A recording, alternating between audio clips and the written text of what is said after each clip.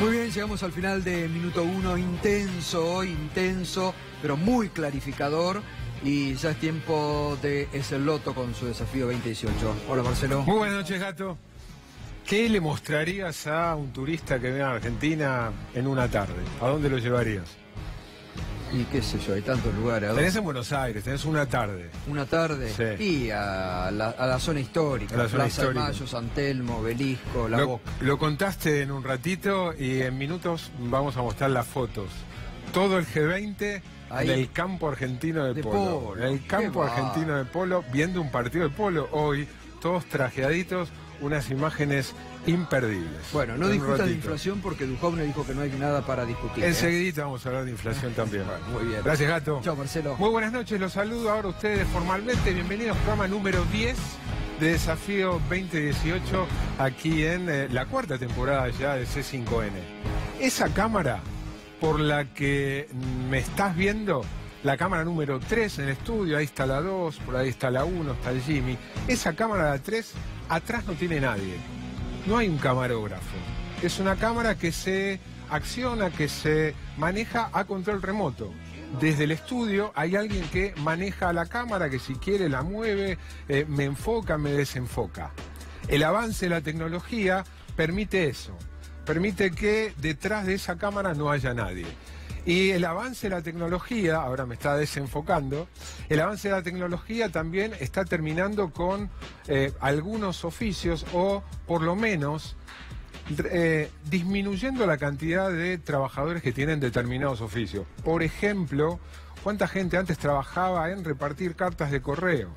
Por ejemplo, ¿cuánta gente en los bancos hacía el trabajo que hoy podemos hacer desde nuestra casa en el llamado home banking? Ni hablar, en Estados Unidos hace poco se inauguró, Amazon inauguró una sucursal donde casi no hay trabajadores. Entrás con la tarjeta, colocás en el changuito lo que querés y te vas y te carga automáticamente la cuenta a tu tarjeta, por supuesto la tarjeta de Amazon. Se habla de que todo lo que es el trabajo de conducción, los autos, los remises, incluso los camiones, van a poder hacerse sin conductores.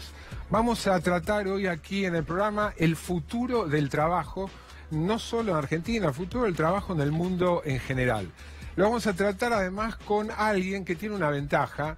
La ventaja es que es un académico que estudia el tema, pero además lo abordó desde la novela. Eduardo Levi Yeyati acaba de publicar esta novela, El Juego de la Mancha, que es una novela en una Argentina donde de pronto no hay trabajo. No hay trabajo porque, bueno, lo vamos a charlar con él. José Nathanson también en su columna nos va a mostrar cómo el cine, cómo la ficción de alguna manera adelanta o tiene una visión de cómo va a ser el futuro del mundo sin trabajo.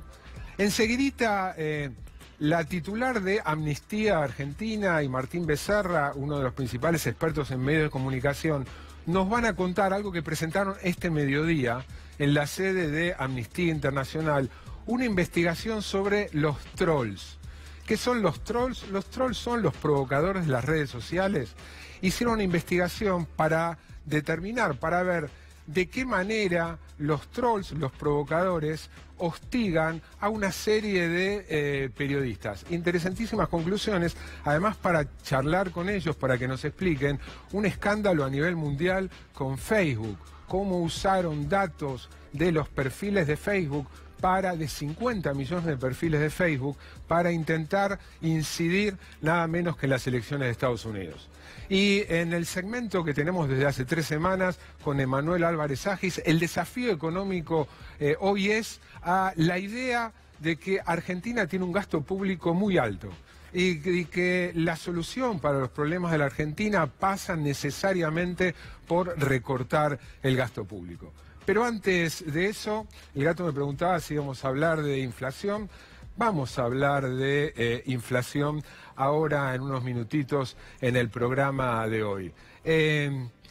Los invito a recordar qué es lo que el presidente Macri decía sobre la inflación como candidato a presidente en el interín, después de que ganó las elecciones del 2015, antes de asumir, y durante, en el debate presidencial, lo vas a ver también, y durante su mandato.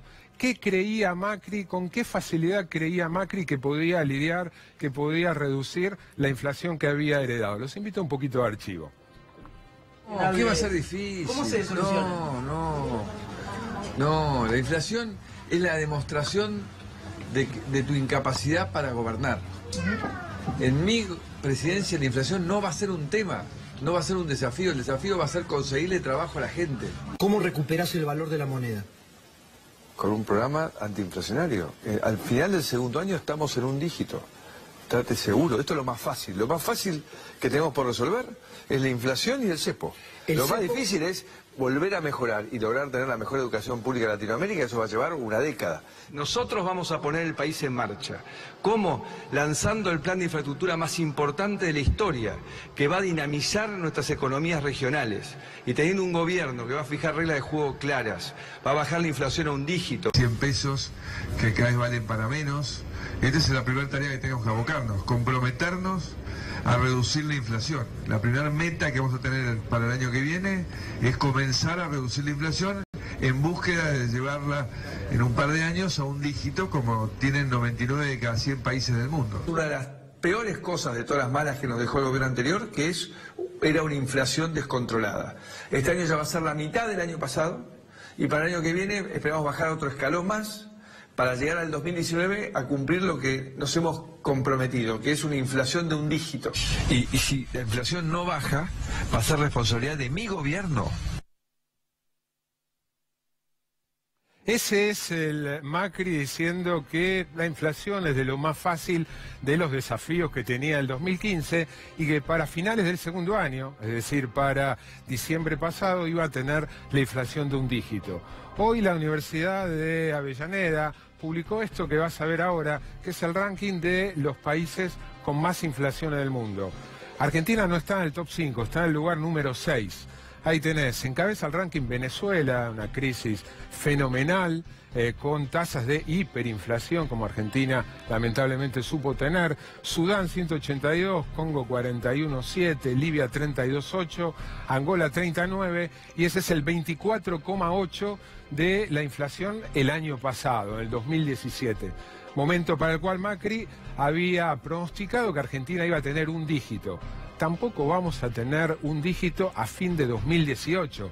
La meta oficial es de 15 y los economistas en promedio están pronosticando 20% de inflación.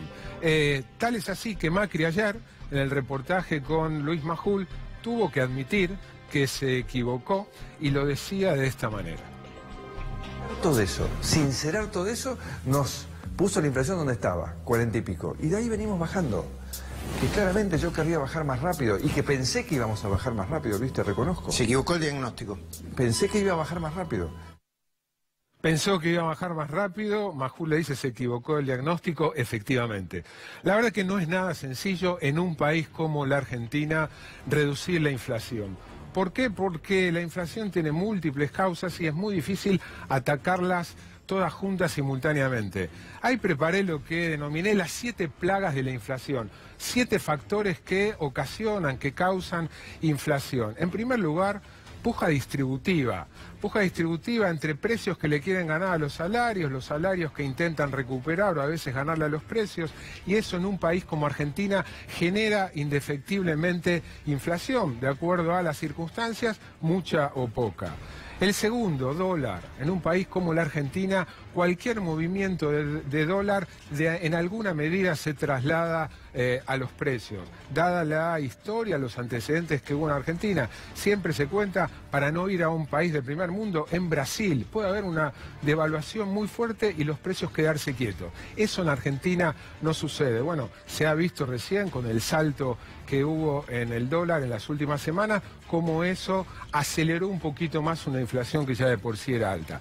La tercera característica propia de Argentina, la inercia. ¿Cómo haces para frenar un proceso de inflación donde, como decíamos en primer lugar, hay carreras entre precios y salarios, los salarios quieren recuperar, los precios se adelantan, en un país con la memoria inflacionaria que tiene, con la práctica inflacionaria que tiene Argentina.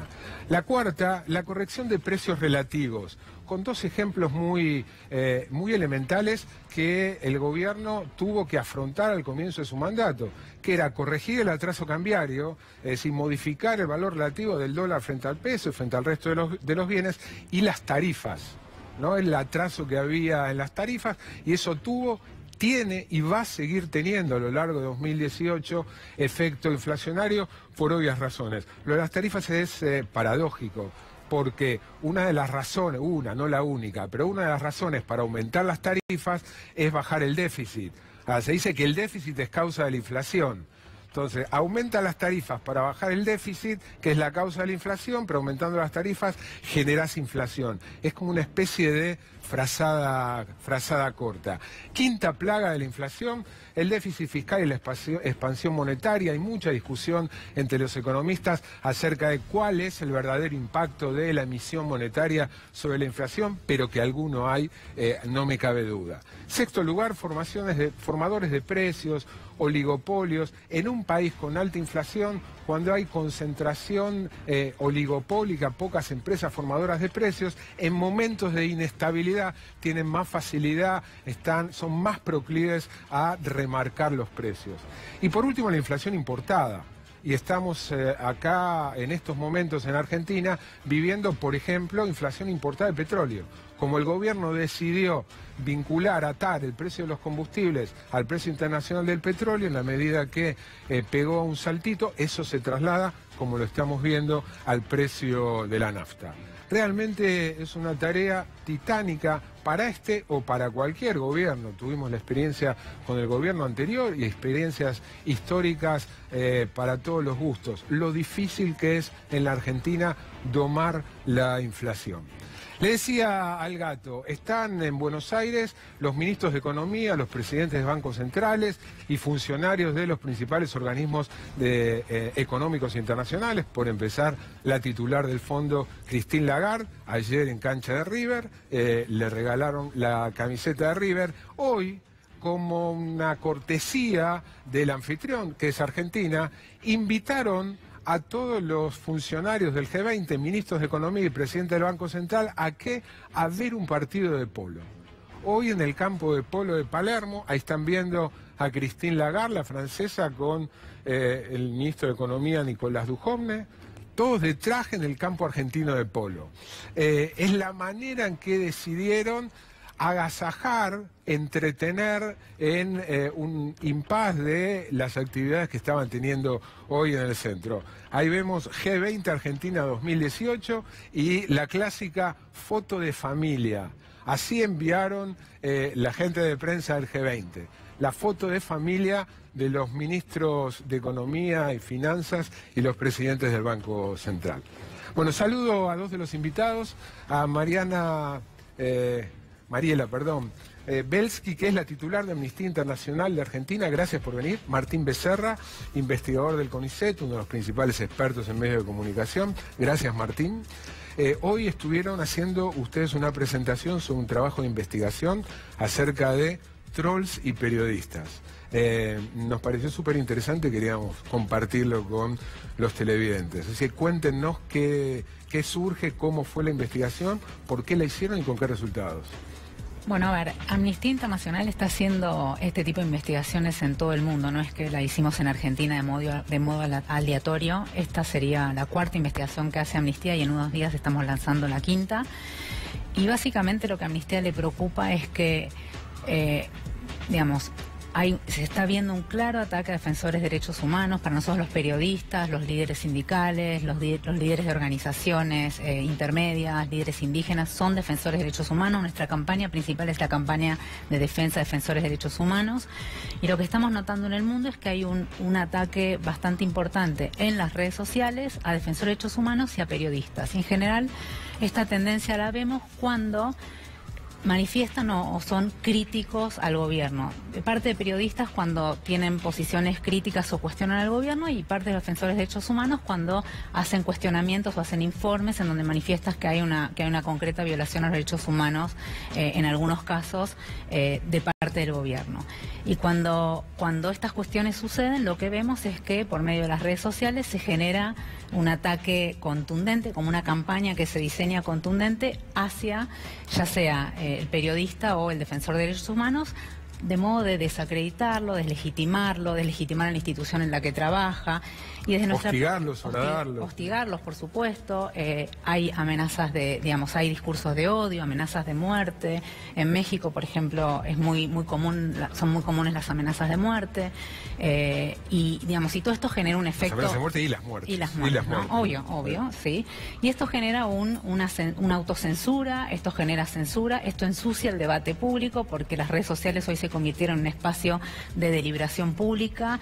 Entonces, lo que a nosotros nos preocupa de Amnistía Internacional justamente es que no se ensucie el debate público y que se escuchen todas las voces, pero que no se hostigue y no se acallen o limiten o censuren algunas voces. Martín, contanos cómo se hizo, en qué consistió la investigación. Hicimos un dataset de 350.000 tweets. 350.000 tweets. Sí, en un periodo de fines del año pasado, en el que temas de derechos humanos estaban fuertemente en la agenda. Tema Maldonado, tema prisiones preventivas, ¿no? O sea, justo en ese momento la agenda pública se centraba en la discusión de a cuestiones vinculadas a los derechos humanos. Con estos 350.000 tweets descubrimos que un volumen importante, casi la mitad, casi el 50% de ellos, constituían cuentas que habían participado en acciones previas de acoso, de troleo, ¿no? Ahí tenemos una placa que creo que está relacionada con lo que estás contando ahora. Ahí está eso. ¿A eso te estás refiriendo ahora? Sí, efectivamente. ¿Qué es ese 53% y qué es ese 46,7%? En Twitter hay, por una parte, interacciones entre comillas genuinas, a las que se las llama orgánicas, que son interacciones en donde dos personas pueden discutir, a veces fuertemente, digamos, pero se trata de una discusión entre ellas. Y por otra parte hay actividades que, como decía Mariela, ensucian el debate público porque son actividades organizadas de desacreditación, de agresión contra una persona, donde intervienen muchas cuentas que se hacen retweet, es decir, se replican, se reproducen. Están como potenciando. Se van potenciando y masificando, o por lo menos van creciendo en viralizando, volumen. ¿no? Viralizando, se dice, efectivamente. Algunas de estas son cuentas genuinas, es decir, son trolls, digamos, con nombre y apellido, personas que existen realmente, y otra parte de ese volumen importante de agresiones, el informe lo demuestra, son bots, es decir, es una actividad automatizada, son robots, es una actividad programada artificialmente para incrementar el volumen de agresiones o de ataques contra defensores de derechos humanos o contra periodistas cuando estos manifiestan, digamos, críticas al gobierno o plantean algún tipo de información que puede ser incómoda. Y lo que veíamos, ese 46%, es decir, la mitad, casi la mitad, forma parte de esas actividades organizadas. Sí. Y la otra mitad serían los auténticos. Sí, digamos una actividad más genuina. Más genuina. Se la llama orgánica, ¿no? En donde, digamos, puede ser que el nivel de la discusión también sea muy alto y puede ser que haya agresiones en ese 53%. Lo que sucede es que se trata de interacciones entre dos o interacciones entre varios, digamos, pero donde... No hay campaña. No hay una campaña organizada detrás de la descalificación de uno. Entonces, como dice un informe muy reciente de Jefatura de Gabinete del Gobierno Nacional, que es responsabilidad del Estado Nacional garantizar la calidad de la conversación pública, y dado que una parte importante, creciente, ocurre en las redes sociales, hay una preocupación que Amnistía Internacional trabaja en este documento, que es una preocupación de alertar acerca de que mucho ataque en las redes sociales debilita esa conversación pública. Ahora hay una placa que un poco nos muestra qué periodistas y qué dirigentes sociales fueron los sometidos a estos ataques, donde se focalizó la investigación. ¿Qué es lo que muestra esa placa que estamos viendo en pantalla? Lo que vemos allí es que nosotros elegimos en nuestro análisis 11 cuentas, ¿sí? De periodistas y de defensores de derechos humanos. Lo que muestra que hay actividad concertada de ataque contra ellos es que en la placa que vemos en la pantalla, todos ellos interactuaron o fueron, digamos, atacados por varias de estas cuentas que aparecen allí. O sea, las columnas de este gráfico muestran cuentas de Twitter que intervinieron con o los 11 o 10 de los 11 que nosotros relevamos. No es casualidad.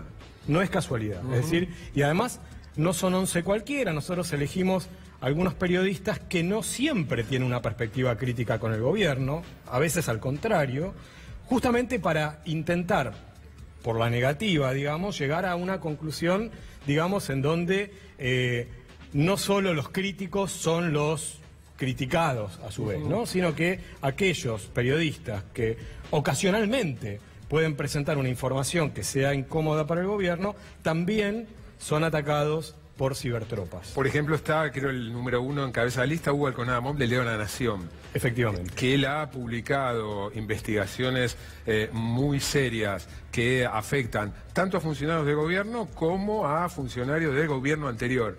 Y es atacado es hostigado por igual, eso pudieron determinar, por ejemplo, en el caso de Alconada Mom. Alconada Mom, nosotros, por el periodo que nosotros abarcamos, que es fines del año pasado, no tomamos periodos del gobierno anterior. Sin embargo, sí, quienes estamos en las redes sociales sabemos que Alconada Mom fue atacado cuando hacía investigaciones que comprometían a la presidencia de Cristina Fernández de Kirchner y es atacado ahora. El volumen creció, pero también es cierto, digamos, esto es una especulación fuera del informe, la que estoy haciendo ahora, ¿no? También es verdad que creció muchísimo la actividad en las redes sociales, ¿cierto? Respecto a un par de años atrás. Hace 3 años, claro. Mariela, ¿es por igual el ataque desde, llamémosle, simpatizantes al gobierno u opositores al gobierno? O sea, estas redes que se arman, que se viralizan, estas réplicas de tuiteos, ¿son tantos de trolls oficialistas o trolls opositores? ¿Hay alguna preponderancia?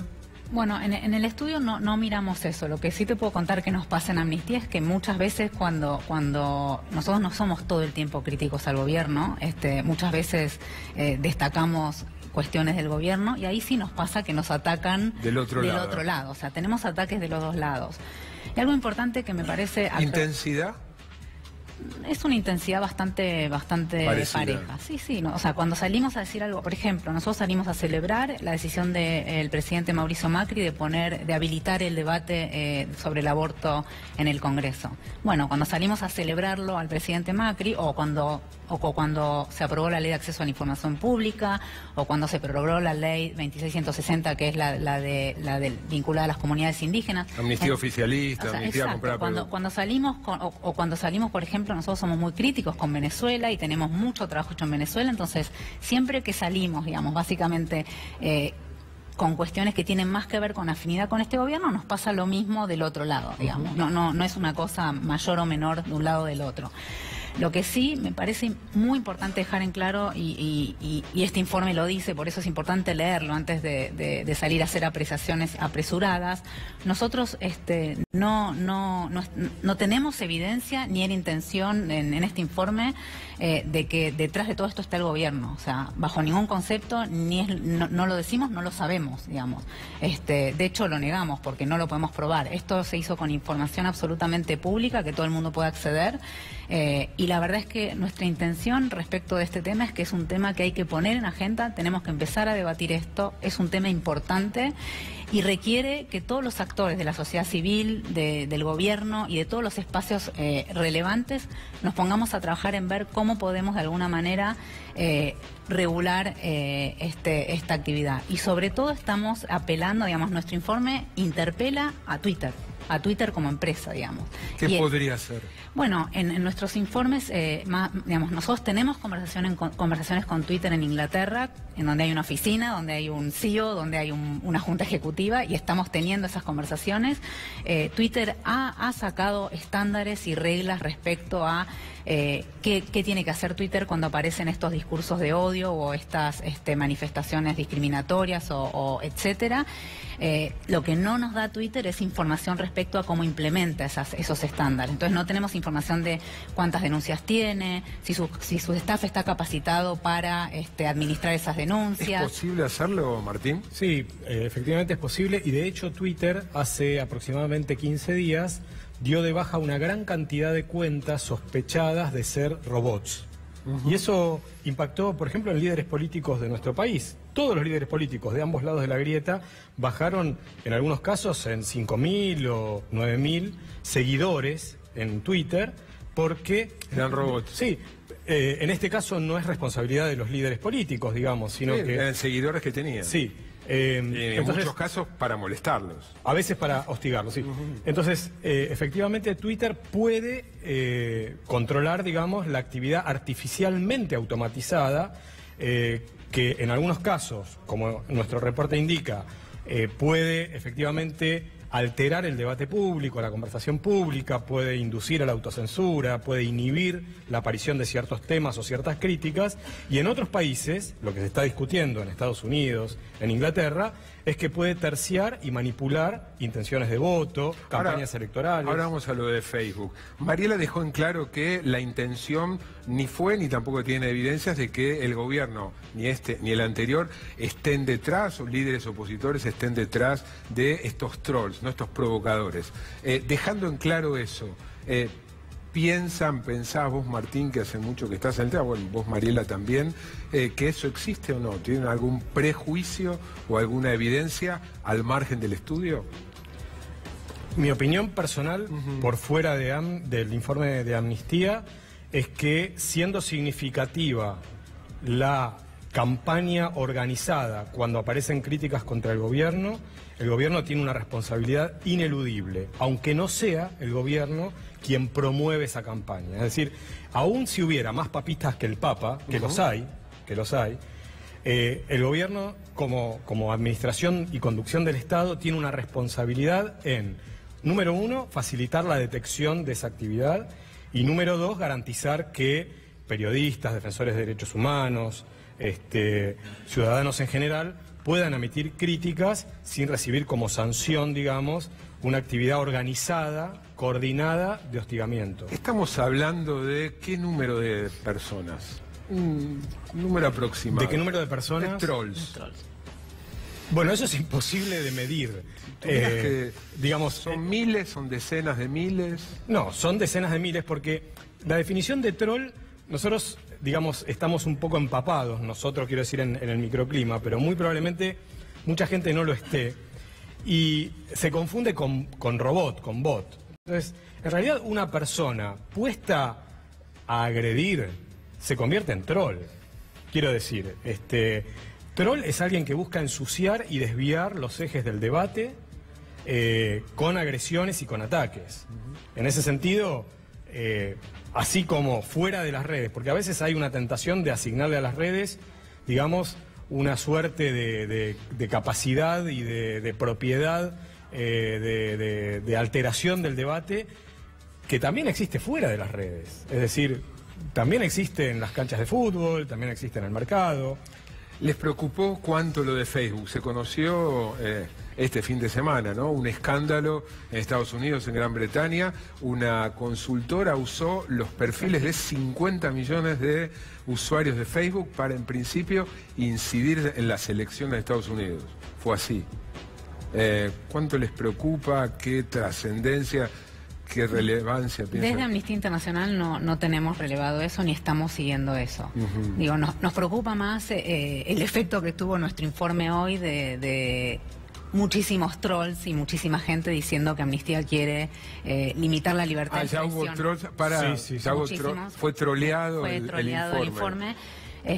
diciendo que nosotros queremos limitar la libertad de expresión, y la verdad es que nosotros no vamos a hacer ninguna denuncia respecto a esas cuentas. Creemos que esas cuentas tienen que seguir existiendo, no vamos a hacer ningún tipo de accionar respecto a esas cuentas. Entonces la verdad es que no es nuestra intención limitar la libertad de expresión absolutamente de nadie. ¿Hubo alguna reacción desde el lado oficial? ¿Alguna respuesta? ¿Alguna presentación? No. No todavía. No. Pero hubo una circulación en Twitter bastante importante y bastante seria también, ¿no? Martín, Mariela, los dos, gracias por venir. Gracias. Vamos a un corte. Recién escuchábamos nuevamente robots, en este caso, actuando en redes sociales. Ya ni siquiera hace falta que haya detrás de una computadora a alguien, en este caso tratando de hostigar, de agredir. Sobre el futuro del trabajo después del corte.